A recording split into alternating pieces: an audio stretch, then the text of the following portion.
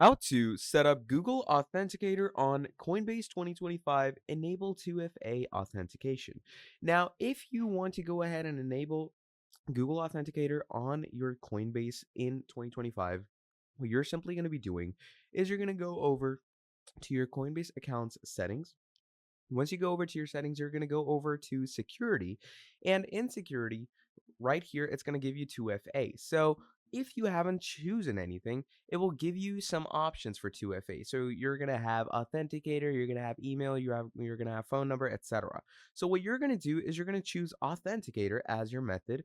And what it does is in Authenticator, it's going to give you a secret code and ask you to scan this QR code through Authenticator. And what Authenticator does is it's going to create a code for you. And that is pretty much how you're going to set up Google Authenticator on Coinbase 2025. Thank you for watching this video till the end, and I'll be seeing all of you in the next video. Have a great day. Goodbye.